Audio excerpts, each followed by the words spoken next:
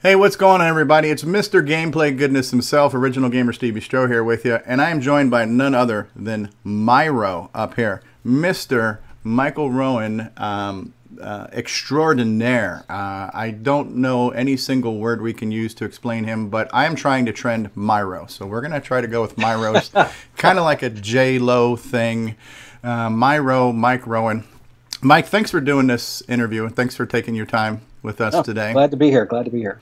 And here is why I have asked you to do this, and here's why I'm so grateful you've agreed to do it. I do want to get into your kind of history with retro computing, obviously when it wasn't retro to today, kind of connect some dots and you know, all the different relationships and projects and products you're involved with.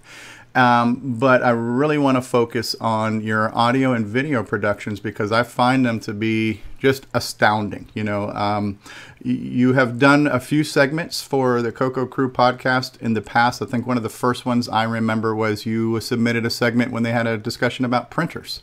And it was a very, you know, very eloquent discussion about printers, and it actually got me thinking maybe I should get a printer one of these days, even though, you know, because it's like I don't print to my printer now, you know, I'm a paperless kind of guy, but you know, the hobby is to have some of these cool things. So that was one of the first times I heard you speak at length, was your little printer segment.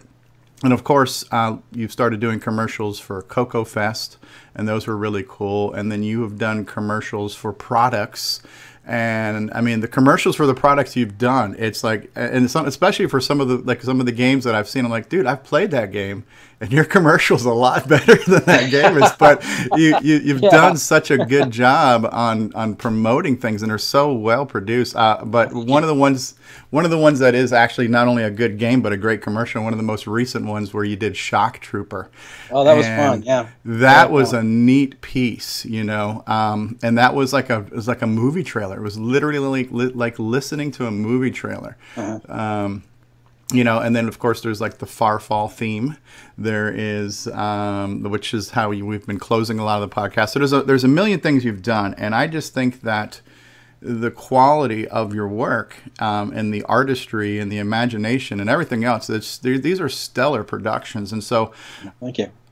I would love to know, not too technically, but how do you do it? And so that will be the focus of this, and hopefully you'll share some of that with us. And again, it's not a how-to, it's not a step-by-step, but more of an overview of the tools and the techniques and the process. So that's the setup there. So thank you, Mike. Sure thing. So what do we do next? Maybe we start by you playing a sample of one of your tracks so we can just hear what we've been talking about. You want to play a sample for us? Sure. You want me to play something live, or do you want me to play something recorded? If you could play something live, that would be cool. Sure, because I got my, let me hold it up here. I've got my one peripheral that I use is a MIDI keyboard. Oh, neat. Down here, which is, this costs about $35. Okay. It gives you 32 keys, gives you some bend and pitch modulation controls, octave controls. A very nice thing. Just plugs in with the USB connection, and it even has a sustain pedal connection. Oh, neat. So yeah. So let me see what I've got here. And by the way, it's a nice shirt you're wearing there, sir. Oh, yeah, thank you. It's it's all the rage here. I got to, you know. There we go. So yeah, that's one of the questions I was asking, is when do we get an updated picture for the podcast that has you in it? And one of the things that John Linville had said was, why don't we just take a picture of Mike Rowen wearing the CoCo Crew Podcast, and that way all three of us are in the picture. Right. I'll just point to it. Yeah. Yeah, just point to that. Yeah, there have been a few attempts, but nothing. No one is satisfied yet. So yeah, I did my attempt at photo bombing you in there. So I got to switch over to. Let's see. Let me find. So the fact that you play the keyboard means that you are an actual musician. Well, I'm a hack. You know, fake it till you make it. You're too modest. So you play the keyboards. What else do you play in the world of instruments? I play guitar.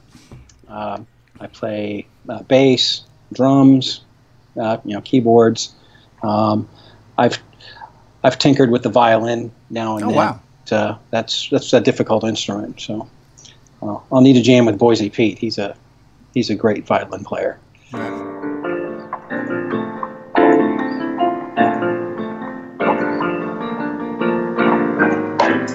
There you go. And that's on the ivory keys. It's Mike Rowen, ladies and gentlemen. Don't forget to tip your waiters and waitresses. No, that sounds cool. So that's kind of what I would like to learn about a little bit, is what are some of the tools and techniques you use to produce all your stuff. So probably a rhetorical question, but when you did the theme to Farfall, you played it out on the piano. The do, do, do, do, do, do, do, do, right? Yes, so yes. Many tracks to that. And so that's recorded as MIDI, I guess? Yes, that was all recorded in GarageBand. I was using my Yamaha, it's a PSR 520. Just the MIDI. I was just using it as a MIDI controller. All the sounds are actually generated on the Macintosh that I'm using. Okay. So I just have a MIDI interface to control that, and then recorded. I can pull that up later, but that's probably 26 tracks or something. Wow. And just a quick definition, if anybody's not familiar with what MIDI stands for, it's Musical Instrument Digital Interface, and it's basically an input and an output. And is it technically serial communications? Yes. And MIDI has been around since the 80s, and it's a way to communicate and control electronic keyboards. And so what a lot of people do is they will play the keyboard, physically play the keys, but it's being recorded into the computer. And the nice thing about MIDI is it is like a multi-track recording studio, because you can have multiple tracks of different instruments all together in one composition and play it back as a single file. So you are very modest when you call yourself an amateur musician or a hack musician. I am a complete non-musician, but I have played with MIDI. I can fake songs too, to a very small degree, and I used to love to play with MIDI like in the 90s and just layer instruments and percussion tracks and things like that. So it's a fun toy, and I'm sure nowadays with modern hardware and software, it's even much more profound what you can do with it. Yeah, the best thing is that you can have software instruments. So I have a library of maybe 300 instruments that I can choose from. Wow. So you can, and of course you can, if you don't have it, you can find it pretty easily. So. Or I'm assuming you've got a library of sound effects, like when you did the CoCo Crew Podcast commercial where the CoCo's in outer space, and we hear like all the communications chatter of, CoCo, are we ready for liftoff? We've got MPI injection and all those things like that. Right. All that stuff sounded really cool. So I'm really curious to know how you do a lot of these things for my own selfish reasons. Yeah, sure. Yeah, I can show that. I actually did all the voices on that with the chatter. I just used different effects for the voices. Okay. But I did grab like the NASA beeps. I grabbed that off of the internet. So I grab a lot of sound effects off the internet. Okay. So let's go through a situation. You're going to do a commercial for the podcast, and let's say you're going to do a commercial for the J&M disc controller. What do you do? Does an idea hit you in your head? Okay, I want to do this, and do you start thinking of the script in your head? And how does it go from here's a great idea for a commercial, and then how does it get to the final product? Like what? It's one of the things I keep an ongoing list of ideas as I come up with them. Okay. Sometimes I will go and search color computer magazines for products that I find interesting. They're kind of unique. I did one recently for the TC8 cassette system. And, that's the one that was like the high-speed tape system, right? Yeah, yes, high-speed tape system. Yeah. And I thought this is pretty cool. This is something I would have been interested in the day. And some of these are really, they may only show up in a magazine or two, and it never really took off. But I was thinking, man, there's a lot of neat features here. And then so I kind of keep lists of things like that going, so that I've got ideas for real products to do ads for. And then how they'll turn out, some of them are just straight ads like that one was that describe the features and things. And others like the disc controller commercial you're talking about. That one I actually did. I had the J&M controller in my list, and that was the first commercial I did with Boise Pete. And we were actually, this was the weekend after CoCoFEST, we were actually at VCF Southeast in Atlanta. Okay. And so we were sharing a room there together and said, hey, why don't we record this? And I was thinking, well, how can I incorporate Boise in here, get another voice in? And in that case, I had a picture of the ad, and I'm like, they're in New Mexico. Old West. This is what I got to do is the Old West. And then, so then I just wrote a script out there pretty much pretty quickly for it. And then we recorded it and, had it done by that evening. So that's cool. Now, well, show us some of your software tools of your trade. And is it safe to say everything you're doing is on a Mac? Yes, everything is on. I've got a, well, here, let me share my screen. So, okay. All right. This is my computer. It's a MacBook Air. It's a 2012 MacBook Air. It's an 11-inch screen, so it probably weighs 1.5 pounds. Wow, that's a bitty thing. Yeah, tiny, and I travel a lot, so I needed something that wouldn't be hard to carry. And then I do all of my recording on my Apple earbuds. Okay. So your microphone, and that's what I'm wearing right now too. Yes. So your microphone is the Apple earbud microphone. Yes, that's all I use. So that is a testament to, because that's you. I'm not telling you anything you don't already know, but to find a good microphone that has got good quality and doesn't have hiss and all the weird gain and all the things that go into a decent sounding recording, it's amazing that these things are that good, huh? Yeah, they really are. Yeah, you can spend hundreds of dollars on a microphone and it won't sound as good. So that's something else. Mm-hmm. So every commercial we've heard from you has been recorded on Apple earbuds. Yes. That's amazing. And on this computer. This is not a commercial for Apple, but you know what? go Apple. Yeah, I don't have any complaints. Yeah, and so this is technically like a MIDI controller. It's not really a synthesizer because it's got no sound capability of its own. It's really just an I/O device, and the computer will generate all the sound for us. Right. That's correct. And so that gives you a lot of flexibility. It does. Yeah. Yeah. All right, so what are we looking at here? This is GarageBand? Yeah, this is GarageBand. Let me just pull up And GarageBand is literally a free program that comes with the Mac OS. Yes. Yeah, it's included. But when you open GarageBand, it's going to open the last project you were working on. And in this case, I just have a demo here. So just to show you, let me close the library here. So basically, this is your time stream here. This is your instrument, and this constitutes a single track. Okay. So, now that I've got this up, and since we're having some volume issues, I'll crank the volume up on this. So this is an electric piano that came up. So if I hit the keyboard, I get electric piano. Gotcha. But if I wanted to add an instrument, I could say I could either add a voice, a voice recording, which would be this microphone. Mm-hmm. If I have a guitar I want to plug in, I can select amplifiers and record, live guitar playing through, dozens of different amplifiers. Okay. I could set up a drum machine or have an automated drummer play along. Oh, wow. Or I can say, in this case, I'm going to select a software instrument. Okay. So now I've added another track, and by default it goes to this classic electric piano. But here these are all the instruments that I have. So if I want a piano, let me go to the, I've got different add-ons and packs and things of instruments. So if I wanted, or I can just do a search. If I wanted to say I want a piano, here are all the pianos I have to choose from. Wow.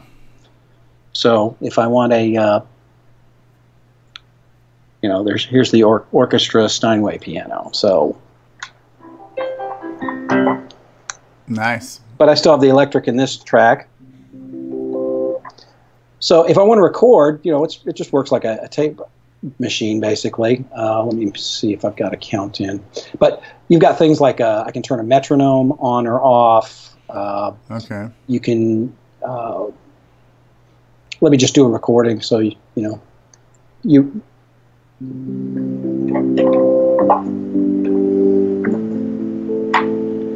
So I've got a little recording there. I can go back and play it again. So what I can do is I can copy that, and then I can paste it into like the piano track. I'll just put it a little further down. Second instrument. Right. So how does that sound? Same thing. I just want to hear how it sounds to the piano. Neat. I can do things like I can go into pull up this little edit window where I can get in and I can see each of the notes here. Okay. And the length of the note. Right. So if I want to change any of that, I can, or if I want to change the note. Okay, and you're just dragging it to the key. So this is mapping the notes to the keyboard itself as opposed to like sheet music. So if you don't read sheet music, you at least know where the keys are. This helps you visually. Right, and I'm not very good with sheet music, but you can click on score. Oh, there you go. There's your sheet music. So you can do all the sheet music. So very, very flexible. So if you really wanted to and you didn't know how to play a note and you had a music book, you could transpose what's on the paper to this and put music in there. Right. You know, you can even play this keyboard.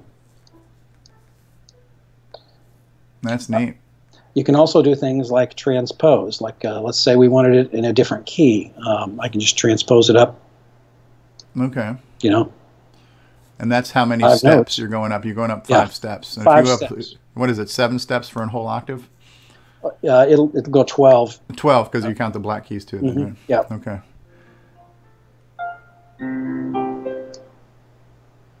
So very easy. And you can transpose either just this clip, you know, or I could do an entire track, all the music in that track. So you could select every instrument and change the whole key of the song very easily.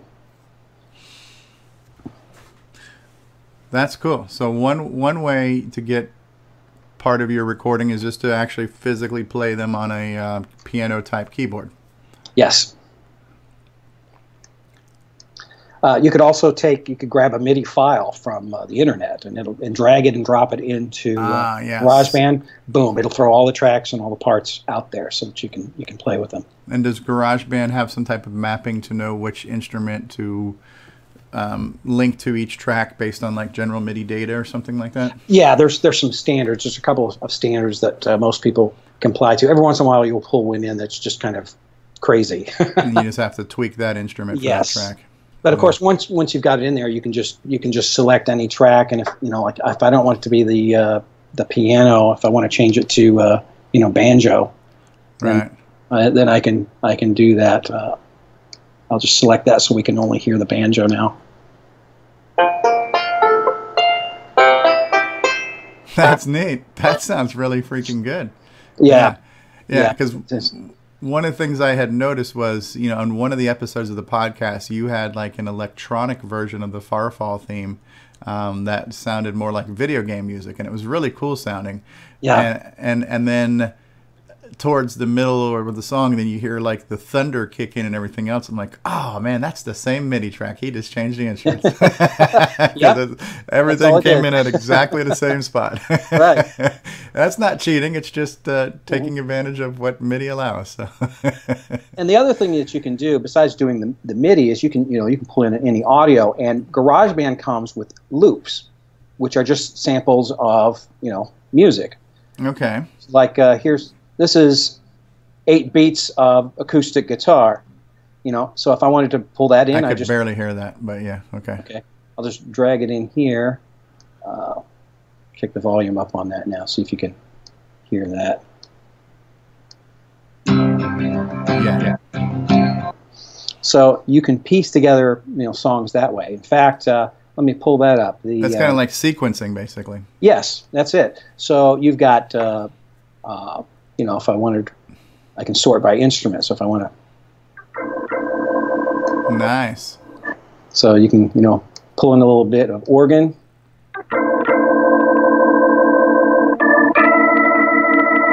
So you don't even have to be able to play if you've got enough of these loops. You can you can literally just kind of stitch things together. Right. In fact, the newest podcast theme is done with loops. And it's all kind of color-coded, too, so it's a little bit easy on the eyes here. Yeah, the blue will show you the audio pieces. Green is MIDI. Okay. And this is an automated drum track.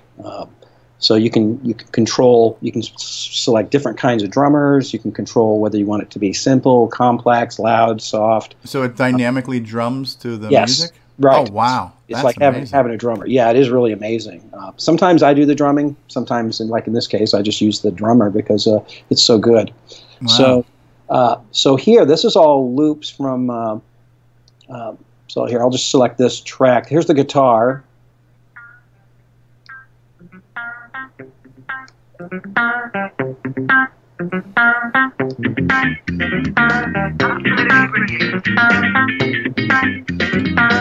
Welcome to the CoCo Crew Podcast. It's got a jam to it, man. Yeah. So this was all done, this disco guitar here, that's in the loops, and so is this disco guitar, and it's just the layers and the tracks, and wow. Now I played the bass on this, so this is this is me playing the bass on the keyboard. Wow. And it sounds good too. Yeah, it is crazy how good some of these sounds come out. The technology has just gone so far. Wow. And this is a free program, or this comes with your Mac OS, basically. Absolutely. So yep. This is very feature rich. It looks intuitive enough and somewhat user friendly enough, but it seems to be very powerful and very flexible too. It is. I haven't thrown anything at it that it can't handle. Wow. You can also control the volume levels for each track by turning that on. So you can do fade ins, fade outs. Like in this case, I made it loud, and then when I do the voiceover, I drop it down just a little bit. So a lot of granularity there too in the kind of audio tuning. Yes. Yep. Wow. So, well, let me pull up gameplay goodness.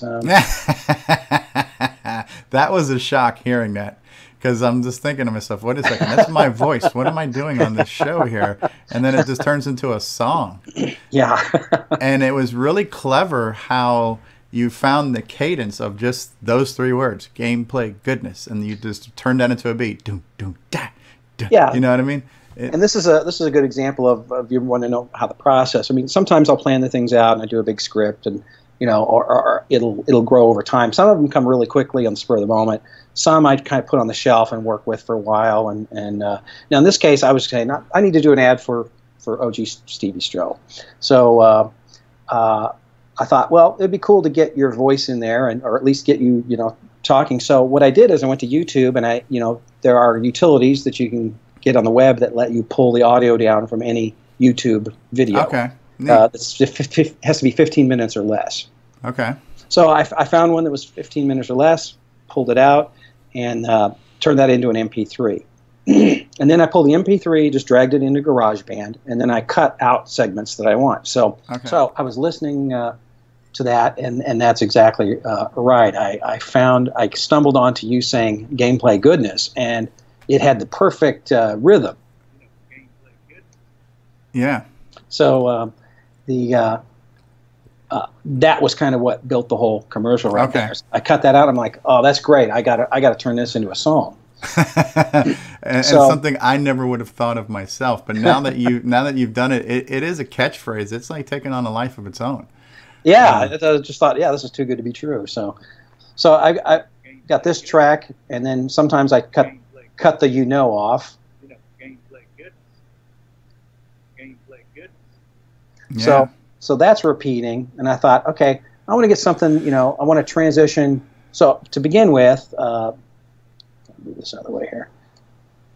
So I put your intro in here at the beginning. That's just track at the bottom. Mm-hmm. Hey, what's going on, everybody? It's me. It's original gamer StevieStrow. Gameplay goodness. That is so cool. And then what I did is I took the same audio bits on this track. And this is what I did is I took you speaking, and I piped it through a panning swirl amplifier. So if I click this button, for any amplifier, oh my God, you can select the controls. You can select. It's amazing. Yeah, it's just like looking at the amplifier. So yeah, and same thing there. You can change I used the crunch guitar, selections, but I could select from all these amplifiers. And then each one of them has their own unique set of controls. So that's really designed for for using with guitars, but you can also use them with the voice to great effect.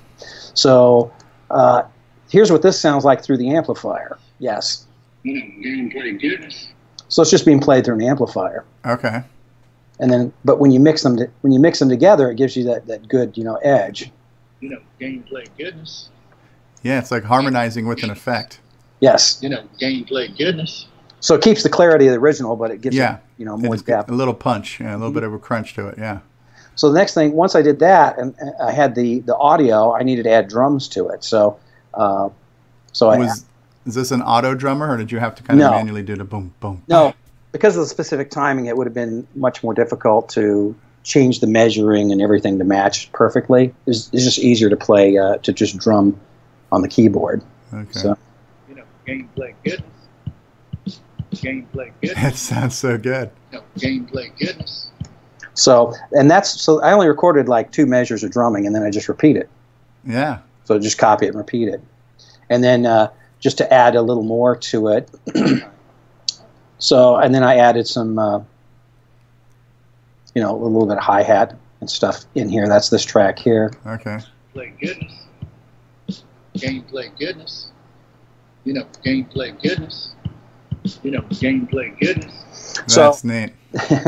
Had the basics of that track. So let's see. Let me turn off your voice, and I'm sure a lot of people wish they had that power.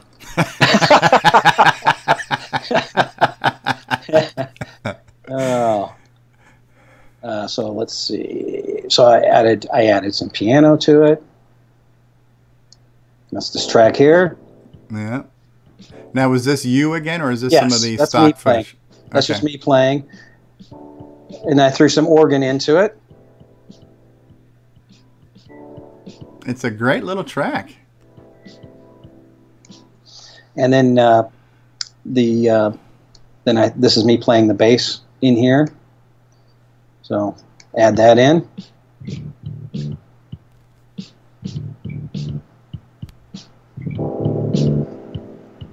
And then this kicks into the, that's neat. And then, the other thing I added in here, let me put your voice back in here, was the other things you're saying in between here on this track. Gameplay goodness. All right, people. So that's you saying, all right, people, and then, thank you very much. Gameplay goodness. Thank you so much. Gameplay goodness. Yeah. Gameplay goodness. Yeah, that's so cool. And nice little touches. And each one's a separate track. Yes. And there's probably virtually no limit to the number of tracks you can have in here. Well, I think there's a theoretical one, and you will start to bog the CPU down if you start getting up over 30 tracks. Okay. But it depends on how much you have it. If you had like this track, this is a track, but the only thing in it is this little intro, so that's not really going to slow it down. It's really the number of simultaneous things. Also, the MIDI tracks don't take up any memory. If you have lots and lots of audio. Right, because it's basically mixing multiple digital samples at once. Yeah, and of course, if you went out and bought a modern Mac today, mine's 5 years old, it's not going to have any problems with this at all. And of course, I haven't found anything that bogs this one down. Can you show us something like how you create the Tandy Assembly commercials with all the factory stamping down of the machines and stuff like that? Because that's really cool too. Sure. Let me just get out of. And by the way, thanks for doing that song. It was such an honor to have that, and I'm definitely including it in new things. It was fun. What I do, the commercials that you've seen it's kind of a combination of some film bits and, like the last Tandy commercial with the machines and everything, that was completely, as far as the graphics, were completely done in Keynote, which is it's also another free program with the Macintosh, and it's Apple's presentation software. So think of it as PowerPoint-ish. It's PowerPoint on steroids because it's much more graphic, has a lot more finer detail, a lot more audio-visual centered. So right now it looks kind of like PowerPoint. Yeah. So let me delete this. Let me put some text in here.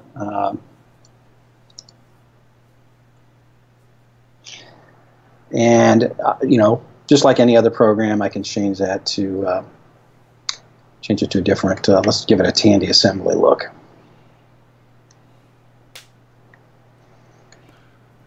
So we got ogStevie in here, and that's an object. And if I want to do things, I can select that object, and I can do animation. So I can say, okay, I want to do a build-in. I'm going to add an effect. I have all these effects. I'm going to do scale big.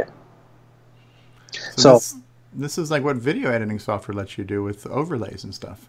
Yeah. So I can control the duration. Let's make it about 5 seconds and preview it. So give it a nice slow up here.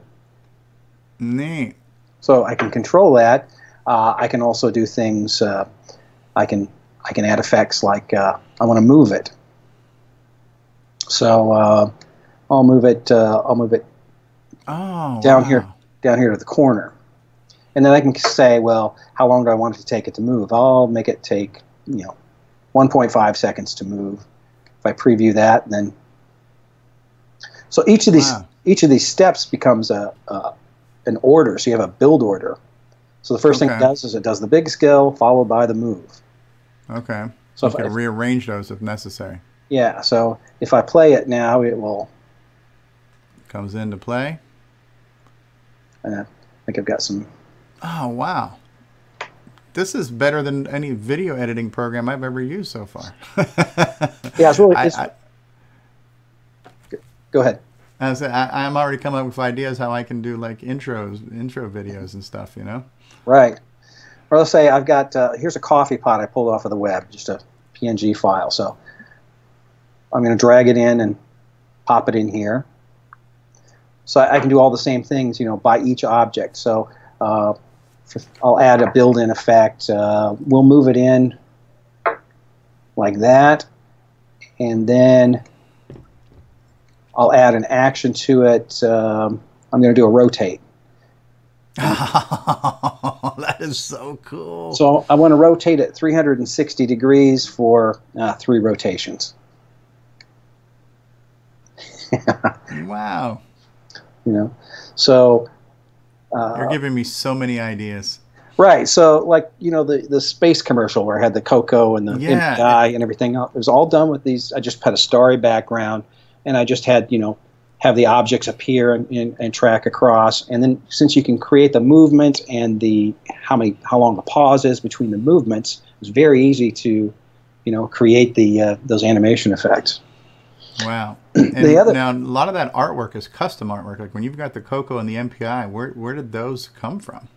Well, and that is one thing I do. I use GIMP, the graphic image manipulation program. Open source. I have it on my Mac, but I also have a Linux server at home, and I do most of that on my Linux server. Sometimes I do it on the Mac, but I actually pulled those from the manual for. Oh, and the manual is kind of like a line art image, right? Yes, yeah. So I had to adjust and modify a few things, but yeah, I basically just pulled those out of that manual, and. You had to turn them into PNG files so they would have a transparent background so they can move in front of the foreground and stuff? Yes. Yeah. So that's what I did. A lot of image manipulation went on there. That probably was a little small project in itself. Yeah, it's not too bad. Got those, and then, of course, once you get them in, it's just like this coffee pot. You can move it in where you want to. Move it where you want, rotate it. And the software does a lot of the heavy lifting. So. Yeah. Now, does it give you any type of timeline view where you can see all these elements and kind of tweak them and arrange them? No, in this program, it's all just like it's just slide by slide. Okay. But you can click on the build order, so you can do things like right now we've got these. Each happens after a click. We can just set that. Say I can say happen after build 3, or I can say with build 3, or so they happen simultaneously at the same time. Yeah. And then this becomes tweaking the timing and the delay of the effect and the movement and stuff. Yes. So a little manual intervention is involved there. The other cool thing that you can do with this, because if you remember in that commercial, you see the Earth orbiting underneath. Yeah. That is because you can put movies as backgrounds and keep and keep it looping. Right, and in fact, that was just one solid piece of video that played for the whole duration. And I just dragged it in as a background into the slide. And then I have the satellites moving around and the CoCo Crew Podcast logo flipping up. So that made it very easy to work with. Now, of course, there's no audio in this, so I created all the animation. To do all the audio, I went back to GarageBand to do like the voice tracks, like the chatter that you hear and the NASA beeps. So I made a soundtrack with all that chatter, and then but basically I exported this as an MOV file, so you can make an auto-playing presentation and you can save it as a movie. Okay. But of course it's silent. Right. And so then that's your video. Right. That's the video. I used GarageBand to pull some of the audio, and then I pulled it all together with iMovie. Open. And so this is a stock Apple tool, and so is iMovie. iMovie Yes. is a stock Apple video editor. Right. And they are very severely integrated. So pretty much anything you can make in one thing, you can see, there's the CoCo Crew Podcast right there. Right. So this is exactly it. So this is that segment. So very similar to the down here. Let me go back to the beginning here. So this is the video. Mm-hmm. This is the movie that I created that I exported from Keynote. From Keynote. Right. And here is the audio. Okay. So here's my music track. So it's a song called Voodoo Run. Okay. And then here is your NASA chatter. Right. That's the NASA chatter that I've got in here. So I basically just have 2 tracks of audio with this. Okay. I've got some different parts, but that is so cool right there how they dock. Yeah. So even this kind of this jump cut is just going to a different slide. I've just zoomed in on the on the graphics. So and then the other thing with iMovie is you can insert transitions. Like this is a transition here. Let me go. If I want to go to transitions, I can take any 2 pieces of film. Right. And have different kinds of like that's a crossfade between the 2 or neat cross blur. Right. Same thing with titles. You can select all kinds of. It's so visual. Mm-hmm. And it's all just pretty much drag and drop. So I'm going to come back here and play it. Roger, Copeland range 378 nautical miles. Beep. I love this. Is such a great piece. Houston, CoCo 1, Roger, acknowledged, go for MPI injection. Looking good, looking good, looking good. And this is all you, all the voices? Yep. Yeah. Right. That's funny, like when one of the most recent podcasts, John Linville says, we're going to take a break and we're going to hear a commercial that sounds like it's pretty much Mike Rowen doing different voices. Yeah, that is the one drawback. I mean, you can modify your voice or change the pitch some, but it doesn't quite always work. But usually, no, it's good. You've got a good voice for this stuff, so it works. You can get away with it. And the other thing you can do that's built into here is you can do voiceovers. Okay. So you can just select a different part of film and then click this and it will time it and you can just do it'll create a voiceover track. So. All right. So how long have you been using Tandy computers? Like since the day, right? Yeah. Well, my first Radio Shack computer was a TRS-80 Model 1 that my father bought when I was 13 years old, and he bought it for the entire family, but I was the one who lived on it. So I learned to program on that. Taught myself level 2 basic. In 1982, I joined the Air Force.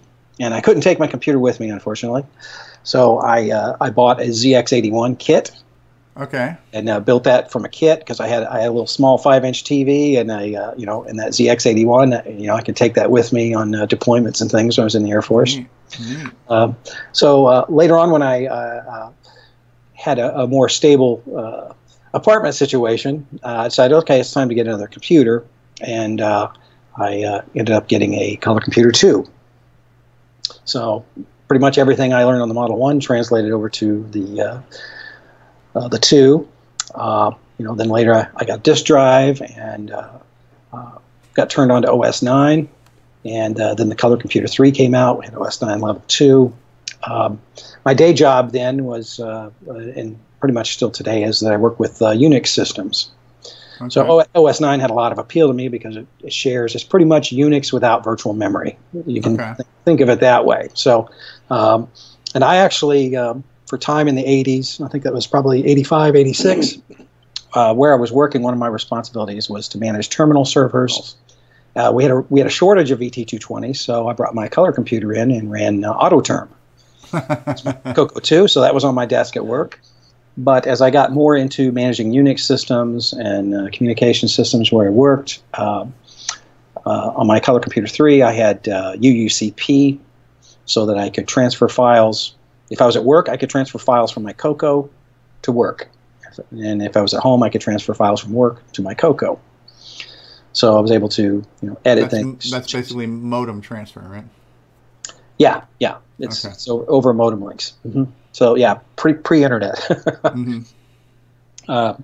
So I was a very heavy OS 9 user back then. I had a great little tool called Presto Partner, which just lets you hit the clear key. And you've got like a phone directory, notepad, calendar, all that kind of thing.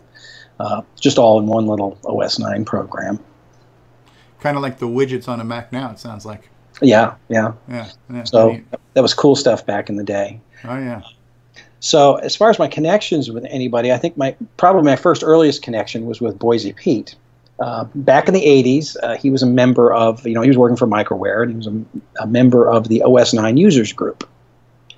And so I got involved, I think that was on Delphi, where they would have their meetings. And so we didn't really know each other that well, other than we knew that we were kind of into the color computer. And I became the VP of OS 9 Color Computer. I think Boise was working more with the 68K and the newer, more powerful, bigger stuff. Yes, yeah, okay. Because it was more job related. So that was probably in the 90s, 93, 94, I think. So I had my color computer until about 96, 97. Probably about 97, and would use it. And I think in about 1996, I bought my first Macintosh. So seeing it, because the Macintoshes then were still 68,000 based. Okay. Then they went to the PowerPC, etc. So that's how I got into the Mac. And in 97, I got rid of all my color computer stuff. Just I didn't have a lot of connection to the community. Wasn't a lot of, all the vendors were pretty much dried up. I had no idea there was still a CoCoFEST at the time. Right. Now, this is a dumb question, but looking back, you probably regret doing that, right? Oh, who doesn't? Who doesn't? You're like, oh, man, all that stuff I had. Oh, yeah. So, and I had thought about getting back into it on and off in the early 2000s, just because, for nostalgia, if nothing else. And it wasn't until probably late 2009 that I got back into it and picked up some stuff on eBay. And I was lucky enough to fall into one of these big lots that you pick up. I got a huge lot. I just had to drive 4 or 5 hours to go get it, but it was so worth it. Shoot, yeah. I would do that. Right, it had 3 or 4 halls like that. They're hard to come by, but those are fantastic. So I got right back into it quickly. I found the CoCo list, joined the CoCo list, started interacting with people on the CoCo list, and then I discovered that there's CoCoFEST. I'm like, I'm going. I'm definitely going. What was the first one you attended? 2010. Okay. And so it's interesting. All these things coincide with my marrying my wife in 2009. Wow. So. And speaking of your wife, she has appeared on several commercials as well. Yes. She takes very good direction. And she's got a great voice too. Between the two of you, you've both got really good broadcast quality voices. So. Yeah, we really had fun doing that Coco Cat radio bit. That was a lot of fun. Yeah, that was fun. And like her commercials on the party, like we're gonna use some nuclear green punch, and all that kind of stuff.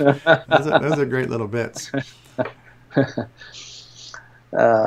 So yeah, I got back into. So I think it's myself, Neil Blanchard, and Jim O'Keefe. We all three. That was our very first CoCoFEST. Okay. And, so we kind of were pals because we kind of grew up together in it. And but I remember in 2010 it was still in Elgin, and I got there, didn't know anybody, but I remembered Boise, and Boise and I started up a conversation, and that kind of rang a bell with him, and he like, oh yeah, I remember this. So we hit it off there. I think it was probably my third CoCoFEST that I really started to make connections with people, and it takes you time to know what you have in common with people, etc. Mm-hmm. So yeah, from the CoCoFEST, I've really established a good relationship with Mark Marlette from Cloud9, and Boise Pete, John Linville, and Neil Blanchard, and Jim O'Keefe. Okay. And of course others, and it just gets better and better. I know you, and we'll know you more as the years go. Yeah, it is neat. Like my first CoCoFEST was 2 years ago, and you don't know anybody, you don't know what to do. Well, you know a few people from the community, be it Facebook or whatever. Sure. You certainly feel like I felt like I knew John and Neil pretty well because I had heard 6 to 9 episodes of them. So I definitely, it's like when you listen to somebody on the radio, you kind of feel like you know them. And so that was definitely the feeling you got by listening to the podcast. It's like the friend you haven't met yet.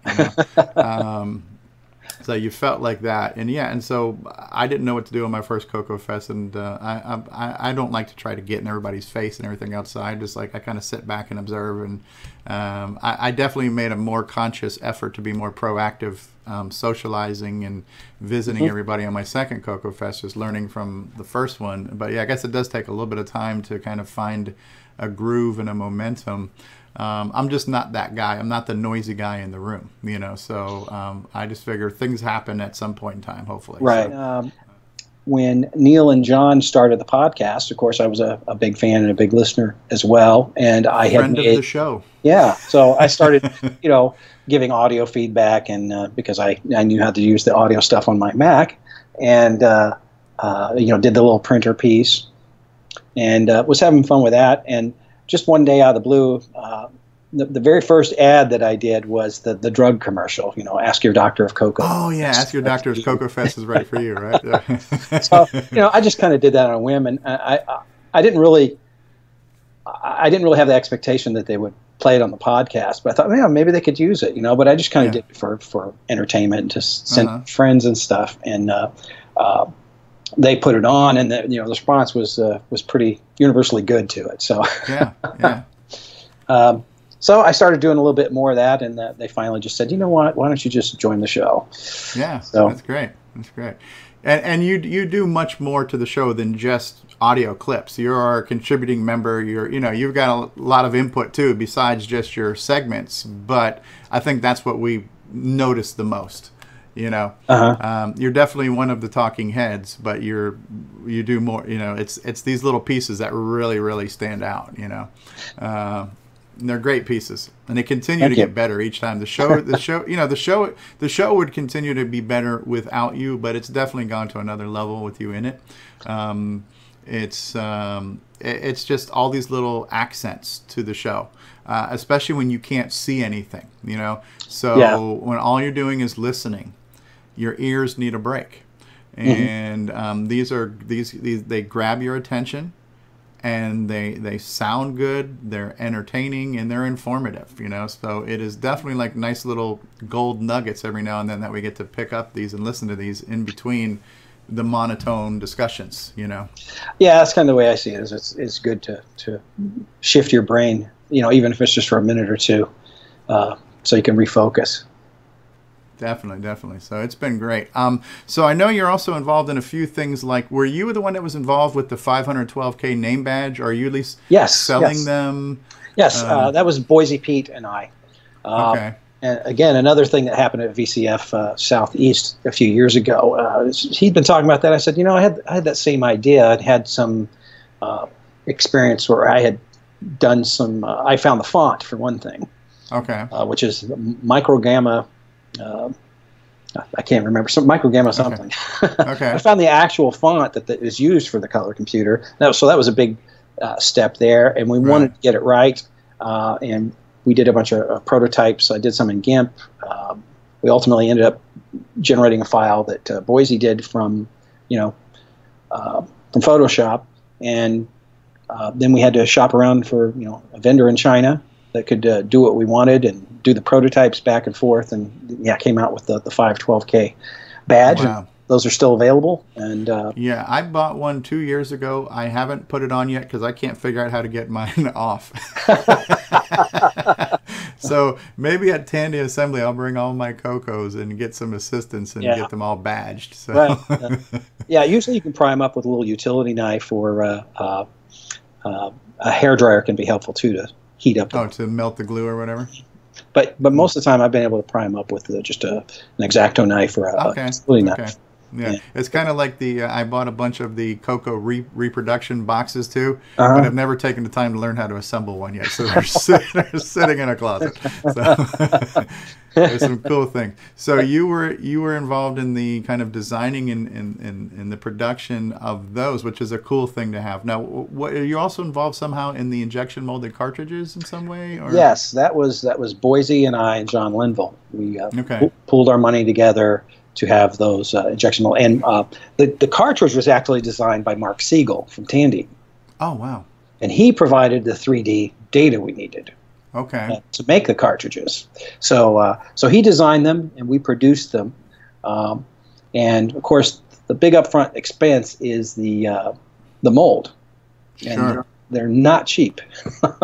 So, but we did, we did make some 3D printed prototypes from the design to make sure everything fit properly, and to see if we wanted to make any changes to it. But the cost of 3D printing one of those is around $30, I think. Wow.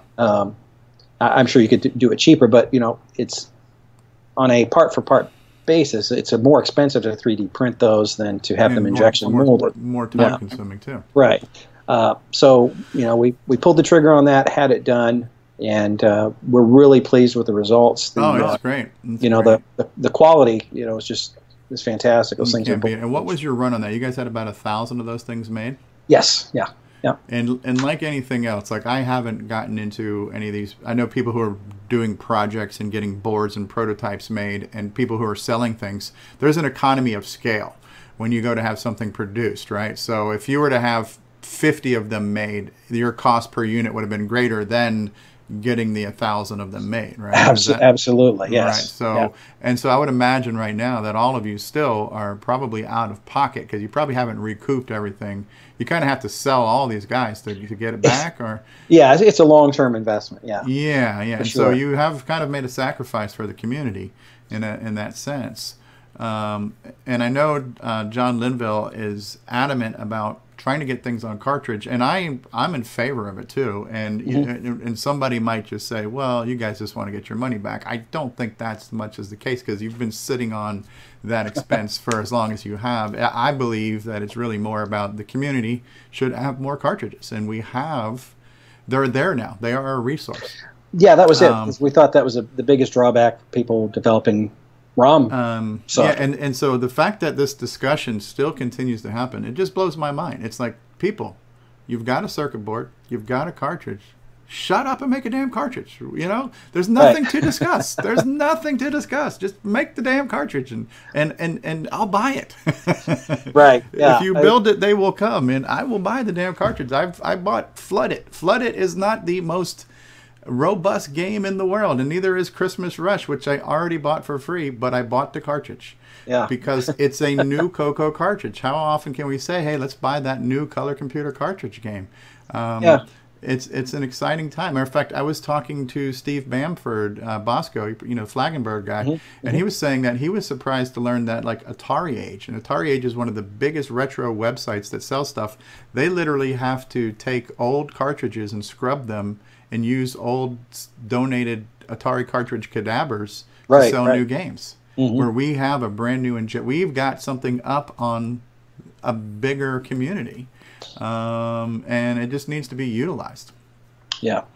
So I'm looking forward to more things. I am committed to getting an assembly language game done. It will hopefully start this year, but I am also committing to my first product will be on a cartridge. Cool. And that will be the only way to get it. So so I would be lucky to have something like Flood It or Christmas Rush. But whatever crap I can produce, it's going to be crap on a cartridge because we can. It's just like, why not?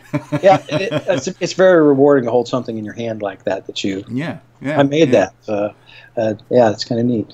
Yeah, so that's a cool project too. So and of course now the next project is Tandy Assembly, which you're also involved with. Yes, as well. yes. And I'm definitely looking forward to that. And I wish you guys nothing but success, and I don't see how it can't be successful. And hopefully this will be the first of many.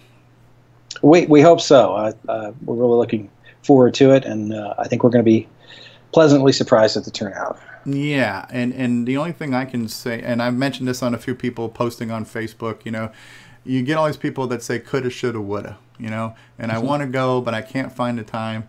And they're literally, there's not too many excuses other than, listen, if you're on a fixed income, there is a certain amount of money it takes to get here. I understand that if you have a fixed income and no additional way to generate extra revenue, then it's probably financially not possible. But other than that, there aren't that many excuses. And Ian Maverick is coming from freaking Australia. Okay? Yeah, that's incredible. What's anybody else's excuse? My biggest regret going to CoCoFEST was flying there and not being able to take place in the auction. To grab a CM8 monitor. Get your CM8 monitor here. To get one of those for $40. You know what I mean? How often do you get those opportunities?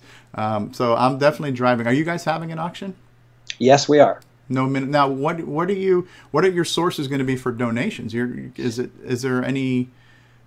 Well, so far it's been the 5 founders. We've encouraged people to, donate things or bring things that they want to put into the auction. That would be great because all the proceeds, go to cover the cost of the event. So right, and because this is your first one, I would imagine that probably 90% of what we have at CoCoFEST is local Chicago residents there. Right. That's an established community. This has been going on for a long time. So there's usually a good pool of items at CoCoFEST. Right. This is going to have to gain momentum. So, but yeah, it'll be interesting to see who's going to be the auctioneer. That's going to be John Linville. Okay. So he's definitely got some auction. experience attending them. So yes, you've seen enough of them. So that should be interesting. I'll see what I can find. I'll definitely try to put me in for something to donate. If not one of my crappy DVDs, you can at least count on some of those. So. Yeah. Please, no empty printer cartridges. Yes. That's like a fruitcake. It's the gift that keeps on giving, right? Sometimes one man's trash is another man's trash. Yeah. So that's our next big event is Tandy Assembly.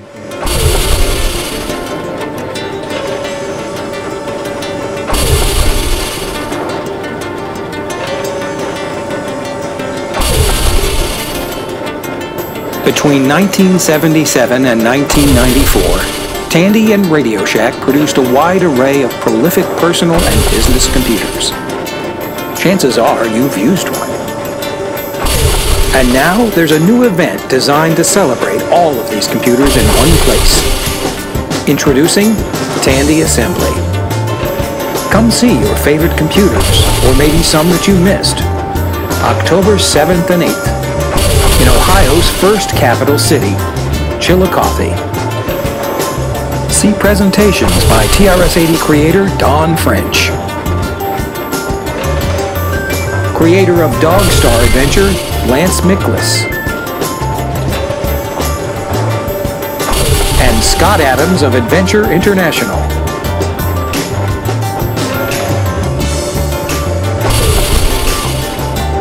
For details, visit our webpage at www.tandyassembly.com. Some assembly is required. Cool. I guess we're done then, I think. Anything else you want to throw out there? No, just thanks for having me, and we'd love to see you at Tandy Assembly on October 7th and 8th in Chillicothe, Ohio. Yes, I would love to see you there too.